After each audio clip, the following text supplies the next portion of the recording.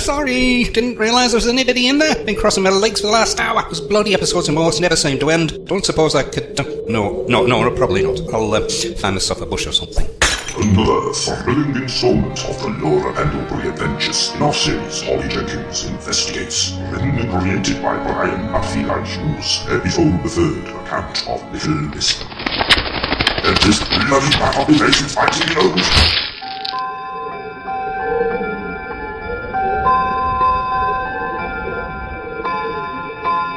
Midnight. Dearest Frou-Frou, it is / with increasing fear for my semicolon life that I pen this italics badly punctuated missive close brackets. As you already know, Hyven, for several weeks now subtext, I have been inverted commas a guest close question mark full stop at Count von Fledermaus's apostrophe establishment for orphan 17-year-old girls in frilly nighties, ampersand, in little thumbstain inkblot bisbam.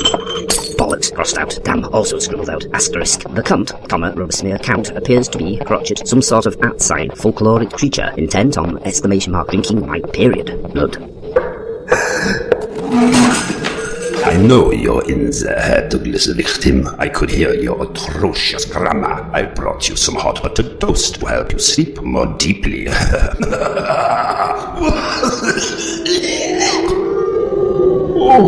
Listen, Herr Douglas victim, to the children of the night. What a bloody racket. I must talk to Mrs. Clibbins. It's the same thing every night. All this howling. Can't they go to the toilet in my cucumbers? The bedroom door's dead-bolted, von Fledermaus. I've propped a wardrobe full of inflatable gimp suits, alien intruders, and tubs of axle grease against it, just for good measure. Not even you, with your Superman-like strength, could get through. You forget her, Douglas victim. Not only do I have Superman-like strength, like Superman, but I can turn into a bat, like Batman, or climb poles, like Spider-Man, or transform into a wolf, like Wolverine, or become a cloud of gaseous smoke, like Niki Lauda. In fact, I'll perform the latter option now, and pour my miasmic self through the keyhole.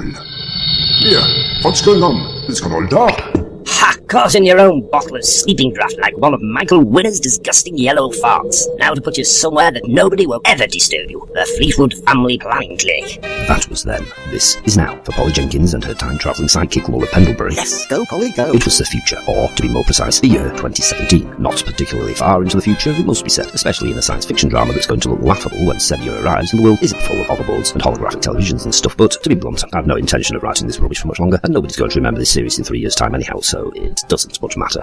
Aren't we supposed to be on our way to the great orange wasteland of wombat turds and mud-baked dunnies, otherwise known as Australia? Shh, Ollie. This is a spin-off series. It doesn't have to follow canon. Besides, Sedgwick's not finished the second part of his script yet, and we're running out of stuff to post. I have here a cutting from the Fleetwood Inquirer Marital Aid Supplement concerning the demolition of the local family planning clinic in 2017. Thought it might be worth a gander. We're supposed to buy into this, aren't we? We've got the whole of time and space to go at, and we'll have to investigate the innocuous demolition of some rotty old Maori Stoke Century fleet. Hold on to your Himalayan goat herder's hat, Polly. We're about to land. Although, not immediately, because we've got to give the Foley artist just enough time to set up the scenery first. A surprisingly excellent turnout, Van von Beerstein. Who would have thought that the opening of the Fleetwood steam engine terminus in July of 1883, which, as a rough guess, will serve as Fleetwood's train station until April the 18th, 1966, when it will close because of Dr. Beechin's cutbacks, facts and figures researched and checked by the Fleetwood Antiquarians and Historical Peasant Society, would have attracted such a crowd of dignitaries. Dignitaries, my hairy arse. Offer them free sausage rolls and some cheap plonk, and every grubby freeloading aristocrat from the wire can't pull out of the beards and get the job done quick enough. Could I press you to a jelly habit eyeball, Lady Killer? Why, Baron, with these suspicious-looking rain knobs, you're really spoiling us. Ladies and gentlemen,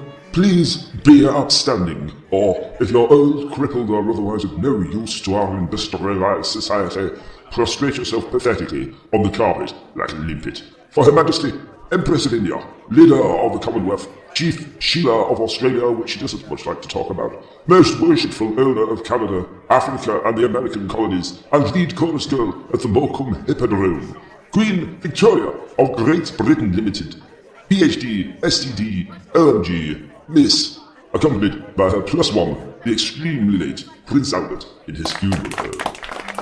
You boy, yes you, the Honourable Grisman. Lord Jaxie, St. John Ballbag III of Winmurray, the actual service man. He couldn't give a corgi shit if you're the Qazi of Bengal, you grovelling little head. Fetch me that stool this instant. I'm fed up of staring at the gentry's rolled up socking hands groins all the time. Now then, Baron Van Beerstein, let's have a proper look at you. Where are my pants now? My hand, Mom. You're crushing my I finger. must say that you're a remarkable-looking giant, oh man. The stitches around your neck and that massive, rectangular forehead. In many respects, you remind me of my late husband, Prince Albert, especially those two middle bolts. Ladies and gentlemen, pray be seated again for the arrival of Holly Jenkins and her amusing stooge, Laura Pendlebury, Yes. in their time-travelling red British telephone box, also known for those unfamiliar with the Laura Pendlebury Adventures as the Twatter. The only thing that you're going to harpoon with that toothpick and bait is a very small goldfish. We appear to have crushed Baron von Bierstein. Unless that's just a false leg and somebody's having a joke with us. No, that's Baron von Bierstein, alright. Presumably the Twatter skipped an episode when you crashed the gears earlier. It might be best if we bugger off again, sharpish. Meanwhile, several centuries into the future, the Mary Stokes... What are you doing in here? Go on! You know you're not allowed to be part of the action. Besides, the telephone box can barely accommodate the two of us without another fat bastard muscling in on the act.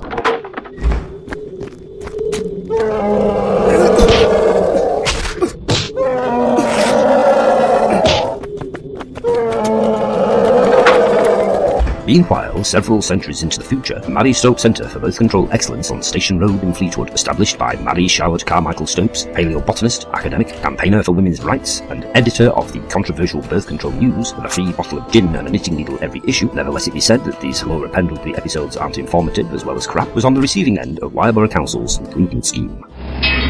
Oh, don't tit Granville sackcloth. We haven't had tit blue for tit 5 minutes. I'm spitting tit feathers here. We've tit the experienced lad tit demolished tit rest. Aye, shite and I'll be with you, man. We only tit not doing tit poach, Neville tit foreman. Tit lads on tit day release from tit Russell 5th form. He'll never manage to arrest a beat on his own.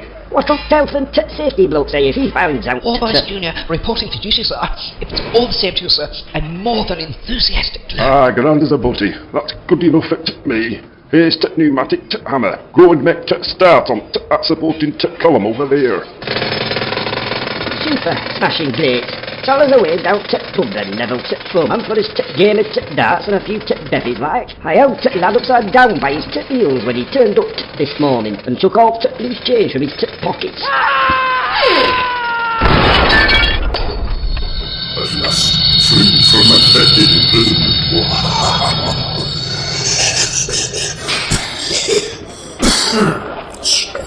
I really need to not those facts outside. What strange words is what I am heard to do. So different from the gaslights of the 19th century. Or hovels and holographic televisions and stuff. What did I tell you? Anyhow, at this juncture in the narrative, our listener might be wondering what, during the Count's incarceration over the previous century, his three nighty-clad, voluptuous young brides had been up to. Alright, it's probably just me wondering, but it's about time we had some proper totty in one of these episodes. Oi, sexist pig! Let's find out what's become of our weird sisters then. Somewhere deep in the frilly lace-embellished subterranean vaults beneath Little Bispham School, unbeknownst to the pupils attending their arithmetic lessons above. Mademoiselle Bum-Bum, would you be a darling, put a little cream into my cafe, Noah? Of course, my heaving bitch bosom sister. Oh dear, I have accidentally spilled some thick luscious cream on your sexy low-cut bodies. Such a naughty stain it has made. I must take it off immediately. I will join you in solidarity, sister, by removing my flimsy nightgown too. Yes, and I also, Madam Birdbusters. Oh, silly moi, I had forgotten that I wasn't entering any bloopers. Then we must both remove our frilly undies, my nubile, curvaceous duchessness, so that you don't feel all nudie and out of place. Oui, and I shall find the batteries for the super vibrating rabbit deluxe then. Alright, that's enough of that Hughes, you disgusting pervert. This is a family show, not bloody Mayfair. Now then, get back to the plot before you find yourself with an actor's strike on your hands. At that exact moment, wedged in his mouldy old armchair in one cobwebbed corner of his tumble-down garret on Gretna Crescent, Little Bispham, the 136-year-old Professor Van G-String, vampire hunter, bogeyman destroyer, and landscape gardener retired, awoke with a start from a night of troubled dreams to find himself transformed into a large black beetle. No, that's not right. What? Where's my ear trumpet? Damn thing's landed in the commode. Count von Fledermaus. Can't be true. He's been gone for over a century. Must have been a dream. Mrs. Hudson, where's that red-cheeked pygmy? That's the lumpy black puddings for Waitrose, Mr. G-String. Whatever is now. Fetch me back, your rhinoceroses. We need. There's danger afoot, and I must be after the sorting out of it. I fear that Count von Fledermaus, that colossal overacting pervert, has returned to mince, flap, clamber, and oil his devilish slightly camp path across the field once more. What? With the turnip shaped head and the clown makeup, and then a permanent barrel out across his eyes? My granny always says it was not an all one. It just used to chase go-goals and give him love bites that lasted for weeks. They'd swagger about next day showing him off. Mind you, he did once fight that Barbara Cartland. Spent too long sucking, apparently. She ended up all shriveled, took her eyebrows right off, by all accounts. Stop having your retarded frump and me crucifix. Not that one, the one with little man on it, and me 10 pegs, me tub of Sainsbury's extra special garlic sauce, and me bottle of holy water, or what I like to call the everyman's old vampire unseen. What's this bottle? When you peed in last night when your cafeteria fell out? Out of me way, you industrial-sized gonad! I must stop this evil before he expands his chain of evening dress rental stores right across Britain. This means war! And so, the withered and half-pickled geriatric began his arduous journey down the vertiginous boarding house stairs, along the dangerously uneven garden path, around the terribly frightening pot-fishing gnome by the hideous rockery, over the treacherous step at the front gate, and up the hazardously serpentine Gretna Crescent to Little Lisbon School. His dentures grated determinedly, his arthritic fingers furiously pushing the wheels of his rickety chair towards certain doom.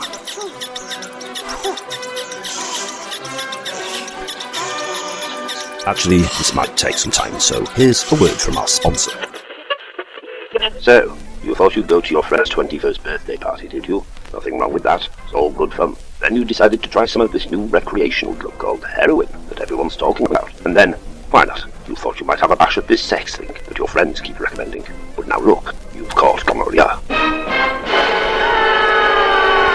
That's right, that's what all those mudslides of yellow pus and gigantic blisters on your cock are about. Bet you feel a right fool now. You're almost certainly going to pass that infection on to your charming wife, and it'll probably make your newborn baby's head expand to the size of a large marrow. Yes, you have been a stupid boy, haven't you? Well, not to fear. There's still some hope left. That's right, mate. The new and improved Jolly Jack Tars Spud Renewal Kit is recommended by the Youth of Joyce Testicle Foundation. In tests, 8 out of 10 users said that their genital problems subsided almost as soon as their todgers dropped off. Here's a doctor with a speeded-up voice to explain how it works. The filament sprocket with ball and socket joint is attached to the mutilated shaft truss, and the bumping mechanism stored safely in the top kitchen cupboard, whilst the reverberating axle mount is being greased.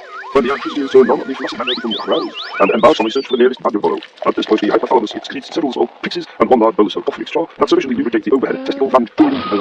As recommended by Ulrika Johnson, also banned in 13 major European countries. Information concerning the whereabouts of Jolly Jack's Corporation Chief Executive, Lucan Archer Sr., should be reported to the Greater Manchester Police. And now, it's back to Little Lisbon.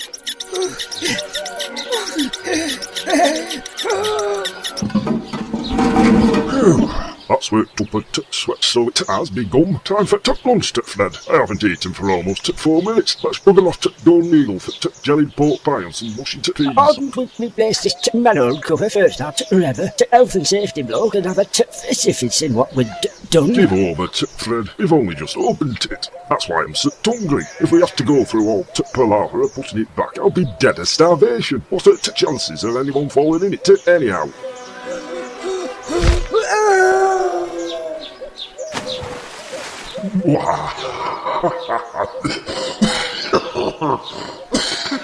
God and Bennett, we must remember to get Salotar in future. Anyhow, at last, the world is my lobster. With Professor Van Geestring headed, nobody can stop me.